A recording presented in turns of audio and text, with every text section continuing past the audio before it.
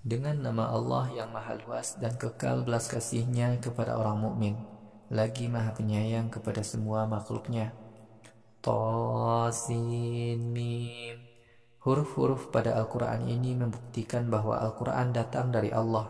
Wahai Muhammad, kami bacakan sebagian kisah Musa dan Fir'aun kepadamu dengan benar, agar peristiwa itu menjadi pelajaran bagi orang-orang mukmin. Fir'aun telah berlaku sangat zalim di negerinya. Fir'aun telah menjadikan rakyatnya terpecah belah saling bermusuhan. Fir'aun menindas sebagian rakyatnya, menyembelih anak-anak laki-laki mereka, dan membiarkan perempuan-perempuan mereka hidup terhina. Sungguh Fir'aun termasuk orang-orang yang melakukan kerusakan di negerinya. Allah menghendaki memberikan karunia-Nya kepada Bani Israel yang dahulunya ditindas oleh Fir'aun di negerinya.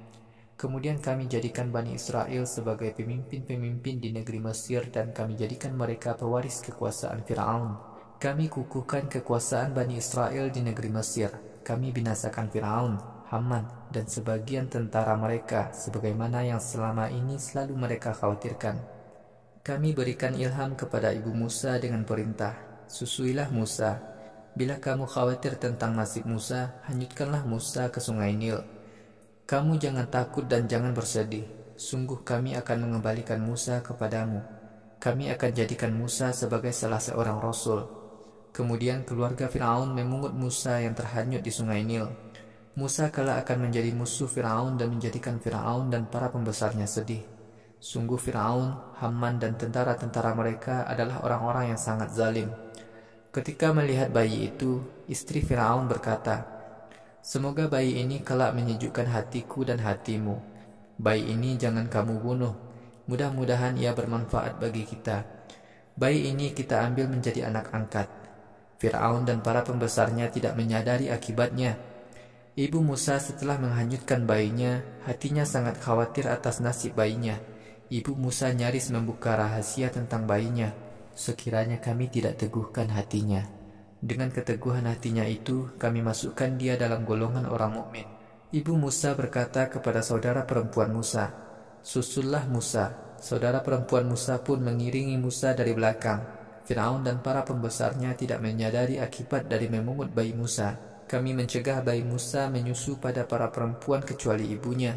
Saudara perempuan Musa itu berkata kepada pemungut bayi Musa, "Maukah kalian aku tunjukkan keluarga yang dapat mengasuh bayi itu untuk kalian, dan keluarga itu orang yang berlaku baik kepadanya?"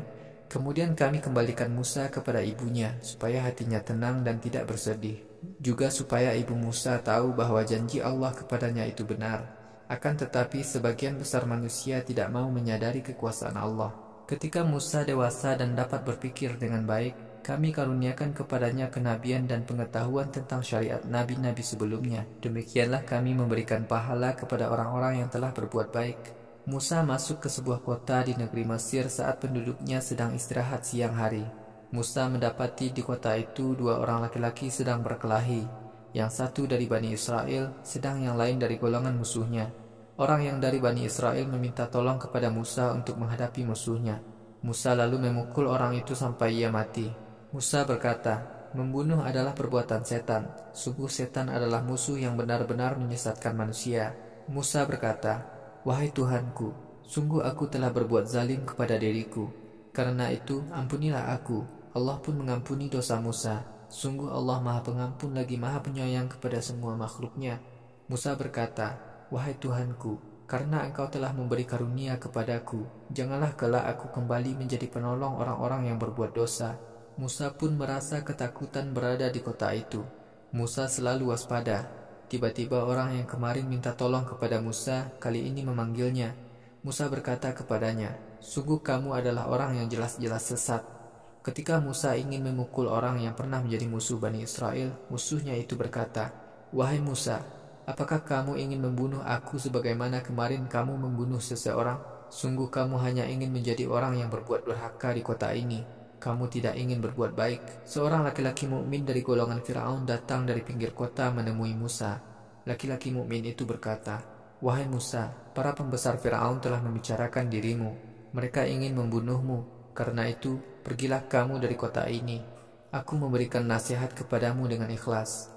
Musa pun pergi dari kota dengan rasa takut dan penuh waspada. Musa berdoa, "Wahai Tuhanku, selamatkan aku dari kaum yang berbuat zalim." Ketika Musa pergi ke negeri Madian, ia berdoa, "Mudah-mudahan Tuhanku memberiku jalan yang benar ke negeri Madian." Ketika Musa sampai ke mata air di negeri Madian, ia mendapati sekelompok orang yang sedang memberi minum ternaknya. Musa mendapati dua perempuan di luar kelompok itu, karena tidak dapat ikut antri untuk mendapatkan air. Musa bertanya kepada dua perempuan itu, "Mengapa kalian berdua berada di sini?" Mereka menjawab, "Kami tidak dapat ikut antri air untuk memberi minum ternak kami, sampai para pengembala laki-laki itu pergi. Bapak kami telah sangat tua, sehingga tidak dapat mengembalakan ternaknya." Musa kemudian memberi minum ternak milik kedua perempuan itu. Kemudian Musa pergi bernaung di bawah pohon lalu berdoa, "Wahai Tuhanku, sungguh aku lapar. Aku sangat membutuhkan rizki dari sisi Engkau." Salah seorang dari dua perempuan itu datang menemui Musa dengan malu-malu. Perempuan itu berkata, "Sungguh bapakku mengundangmu. Bapakku ingin memberi balasan kepadamu, karena kamu telah memberi minum ternak-ternak kami." Tatkala Musa datang kepada bapak dari perempuan itu, Musa ceritakan segala kejadian yang ia alami kepadanya. Lalu orang tua itu berkata kepada Musa, "Kamu jangan takut. Kamu telah selamat dari kaum yang berbuat zalim." Salah seorang dari dua perempuan itu berkata, "Wahai bapakku tersayang, jadikanlah laki-laki ini pelayan kita. Sungguh sebaik-baik pelayan yang engkau ambil adalah laki-laki yang kuat lagi dapat dipercaya." Bapak dari perempuan itu berkata, "Wahai Musa, aku ingin menikahkan kamu dengan salah seorang anak perempuanku, dengan syarat engkau menjadi pelayanku selama 8 tahun. Jika kamu setuju, kamu boleh memperpanjang dengan sukarela sampai 10 tahun. Aku tidak ingin memberatkan kamu. Wahai Musa, insya Allah kamu akan mendapati aku tergolong orang yang baik." Musa berkata, "Aku setuju dengan perjanjianmu. Mana di antara dua pilihan masa yang dapat aku selesaikan? Maka tidak boleh ada permusuhan antara engkau dengan diriku. Allah menjadi saksi atas perjanjian kita." Setelah Musa menyelesaikan masa perjanjiannya, Musa membawa istrinya pulang ke Mesir. Dalam perjalanan, Musa melihat nyala api di atas bukit Tursina. Musa berkata kepada keluarganya, "Tunggulah di sini, sungguh aku melihat nyala api di atas bukit. Barangkali aku akan dapat memperoleh kabar untuk aku sampaikan kepada kalian atau membawa sesuluh api. Mudah-mudahan dapat kalian pakai berdiam." Tatkala Musa datang ke bukit itu, kami memanggilnya dari sebelah kanan pohon yang tumbuh di lembah penuh barokah. "Wahai Musa, sesungguhnya akulah Allah, Tuhan yang menguasai seluruh alam. Wahai Musa, lemparkanlah tongkatmu." Tatkala Musa melihat tongkatnya bergerak seperti ular, ia lari terbirit-birit dan tidak mau lagi menoleh ke belakang. Allah berfirman, "Wahai Musa, kembalilah. Kamu jangan takut. Sungguh kamu termasuk orang-orang yang aman. Wahai Musa, masukkanlah tanganmu ke saku atas bagian dalam bajumu. Lalu ketika telapak tanganmu kamu keluarkan, telapak kananmu akan memancarkan cahaya putih berkilau. Kempitlah telapak tanganmu agar hilang rasa takutmu." Mukjizat ini adalah bukti kekuasaan Tuhanmu yang ditampakkan kepada Fir'aun dan para pembesarnya. Sungguh Fir'aun dan para pembesarnya adalah kaum yang sangat durhaka. Musa berkata, "Wahai Tuhanku, sungguh aku pernah membunuh seseorang dari kaum Fir'aun. Karena itu, aku takut kalau kaum Fir'aun akan membunuhku. Harun saudaraku lebih fasih lidahnya daripada aku. Karena itu, jadikanlah Harun utusanmu untuk menjadi pendampingku guna menguatkan kebenaran kerasulanku. Sungguh aku takut Fir'aun dan kaumnya mendustakan aku." Allah berfirman, "Wahai Musa, kami akan menguatkan dirimu dengan Harun saudaramu. Kami akan memberikan mukjizat-mukjizat yang jelas kepada kamu berdua. Fir'aun dan kaumnya tidak akan menangkap kamu berdua. Dengan mukjizat-mukjizat kami itu, kamu berdua selamat. Siapa saja yang mengikuti kamu berdua, ia akan beruntung." Tatkala Musa datang kepada Fir'aun dan kaumnya dengan mukjizat-mukjizat kami yang jelas, mereka berkata, "Ini semua hanyalah sihir yang dibuat-buat. Kami tidak pernah mendengar dakwah semacam ini dari nenek moyang kami dahulu." Musa membantah perkataan Fir'aun dan kaumnya. "Tuhanku lebih mengetahui siapa yang membawa hidayah dari sisinya dan siapa yang kelak mendapatkan azab yang pedih di akhirat. Sungguh orang-orang kafir itu tidak akan beruntung." Fir'aun berkata, "Wahai para pembesar, aku tidak pernah tahu ada Tuhan selain aku untuk kalian. Wahai Haman, buatlah bangunan tinggi untukku dari batu bata. Aku akan naik ke atas bangunan itu agar dapat melihat Tuhan Musa. Sungguh aku yakin bahwa Musa termasuk orang-orang yang berdusta." Fir'aun dan tentaranya telah berlaku congkak di negeri Mesir dengan cara-cara bengis. Firaun dan tentaranya mengira bahwa mereka tidak akan dikembalikan kepada kami untuk mempertanggungjawabkan perbuatan mereka. Firaun dan tentaranya kami runtuhkan kekuasaannya. Kami lemparkan mereka ke dalam laut, wahai Muhammad. Karena itu, perhatikan akibat buruk yang menimpa orang-orang yang kafir dan musyrik. Kami telah menjadikan Firaun dan para pembesarnya sebagai para pemimpin yang mengajak manusia ke neraka. Pada hari kiamat kelak, mereka tidak akan mendapatkan penolong dari siksa neraka. Kami timpakan laknat kepada Firaun dan para pembesarnya di dunia ini. Pada hari kiamat kelak, mereka termasuk orang-orang yang diazab di neraka. Sungguh kami telah memberikan Taurat kepada Musa setelah generasi-generasi sebelum Musa kami hancurkan. Taurat sebagai bukti kerasulan Musa, petunjuk dan rahmat bagi Bani Israel. Mudah-mudahan Bani Israel mau menaati Allah. Wahai Muhammad, kamu tidak berada bersama Musa ketika kami menetapkan dia menjadi Rasul di sebelah barat Bukit Tursina. Kamu tidak termasuk orang-orang yang menyaksikan kejadian itu. Akan tetapi, sesudah itu kami telah menciptakan beberapa generasi. Generasi-generasi itu ada yang hidupnya jauh sesudah Musa, sehingga mereka lupa dengan ajaran Musa. Wahai Muhammad, kamu tidak semasa dengan Musa saat ia menyampaikan dakwahnya kepada penduduk Madian sehingga kamu dapat menyaksikan kejadiannya. Akan tetapi, kamu dapat menyampaikan kisah itu kepada kaum Quraisy karena kami jadikan kamu sebagai salah seorang rasul kami. Wahai Muhammad, kamu pun tidak berada di dekat Bukit Tursina ketika kami memanggil Musa. Akan tetapi, karena kamu diberi wahyu oleh Tuhanmu, maka kamu dapat menyampaikan kepada kaum Quraisy, kaum yang sebelumnya tidak pernah ada Rasul yang menyampaikan ancaman kepada mereka. Mudah-mudahan kaum Quraisy mau menaati Allah. Sekiranya kaum kafir ditimpa azab karena dosa-dosa mereka sebelum seorang Rasul diutus kepada mereka, niscaya mereka berkata, wahai Tuhan kami, mengapa engkau tidak mengutus seorang Rasul kepada kami, sehingga kami dapat menaati perintah dan laranganmu dan kami menjadi orang yang beriman kepadamu. Tatkala Al-Quran datang dari sisi kami kepada kaum kafir Quraisy, mereka berkata, mengapa Al-Quran tidak diturunkan kepada Muhammad sekaligus, seperti Taurat yang diturunkan kepada Musa? Allah berfirman, bukankah kaum kafir pada zaman Musa dahulu juga mengingkari Taurat yang dibawa Musa? Kaum kafir Quraisy berkata, Taurat dan Al-Quran adalah dua kitab sihir yang saling menguatkan dusta. Kaum kafir Quraisy berkata, kami tetap kafir kepada kerasulan Musa dan Muhammad. Wahai Muhammad, katakanlah, datangkanlah sebuah kitab dari sisi Allah yang lebih benar daripada Taurat dan Al-Quran. Aku akan mengikuti kitab itu jika kalian memang benar-benar dapat mendatangkannya.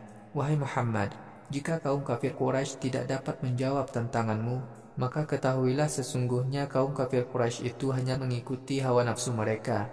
Wahai Muhammad, katakanlah kepada kaum kafir Quraisy, siapakah yang lebih sesat daripada orang-orang yang mengikuti kemauannya tanpa mengindahkan petunjuk dari Allah? Sungguh Allah tidak akan memberi hidayah kepada kaum yang mengingkari Rasulnya.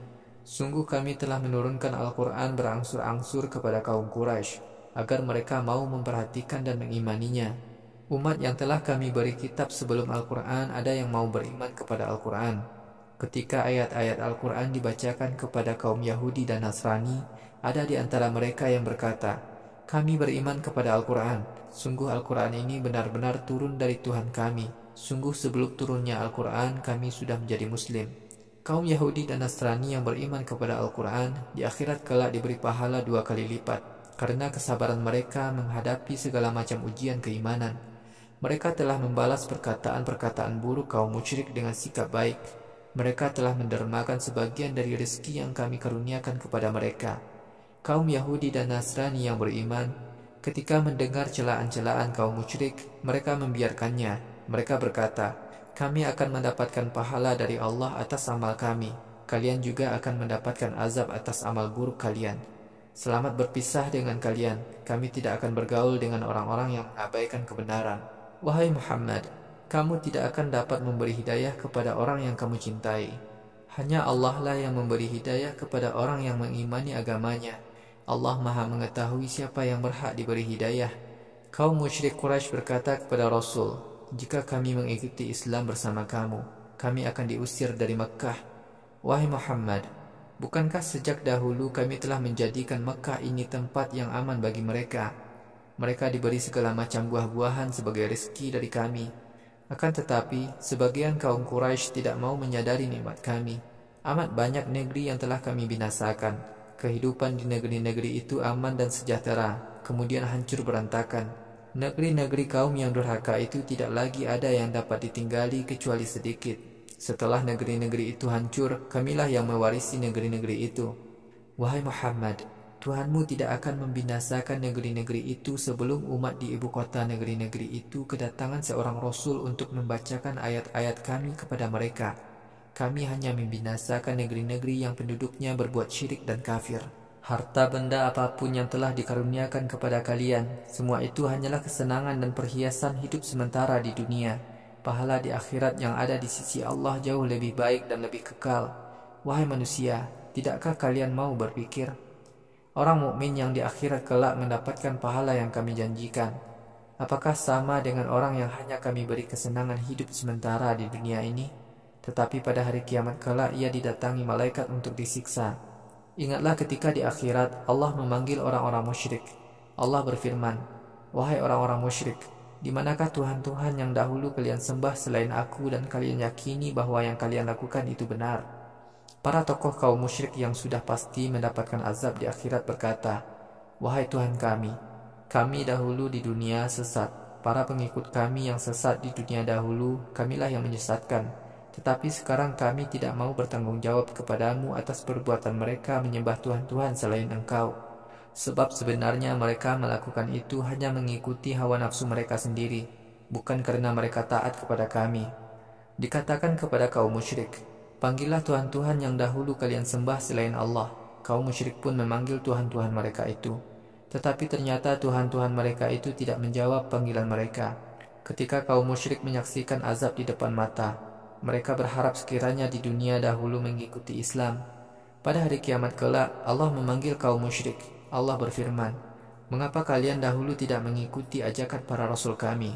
Pada hari kiamat, kaum musyrik tidak mampu memberikan alasan atas dosa-dosa syirik yang mereka lakukan, karena mereka dahulu menutup hati mereka. Pada hari kiamat ini, mereka tidak dapat saling bertanya. Adapun orang yang bertaubat, beriman, dan beramal soleh, mudah-mudahan dia masuk golongan orang yang mendapat keselamatan di akhirat. Wahai Muhammad, Tuhanmu menciptakan apa saja yang Dia kehendaki. Tuhanmu pula yang memilihkan agama yang benar bagi manusia. Manusia tidak punya hak menetapkan agama selain agama Allah. Allah Maha Suci lagi Maha Tinggi dari semua Tuhan yang disembah oleh kaum musyrik. Wahai Muhammad, Tuhanmu mengetahui apa saja yang tersembunyi di hati manusia dan apa saja yang mereka nyatakan dengan mulut mereka. Tuhanmu yang sebenarnya adalah Allah. Tiada Tuhan yang berhak disembah kecuali Allah. Segala ungkapan puji dan syukur hanyalah berhak ditujukan kepada Allah, baik di dunia maupun di akhirat. Hanya Allah yang membuat semua ketetapan, dan hanya kepadanya lah kalian dikembalikan. Wahai Muhammad, katakanlah kepada semua manusia, apa pendapat kalian sekiranya Allah menjadikan malam terus-menerus sampai hari kiamat? Adakah Tuhan selain Allah yang dapat menciptakan siang bagi kalian? Mengapa kalian tidak mau mendengarkan seruanku? Wahai Muhammad, katakanlah kepada semua manusia, bagaimana pendapat kalian sekiranya Allah menjadikan siang terus-menerus sampai hari kiamat? Adakah Tuhan selain Allah yang dapat menciptakan malam kebenaran seruanku? Hanya karena rahmat Tuhanmu, Allah menjadikan malam dan siang bagi kalian, agar kalian dapat beristirahat dan mencari karunia-Nya, dan kalian mempergunakan nikmat-Nya pada jalan yang diridhoinya.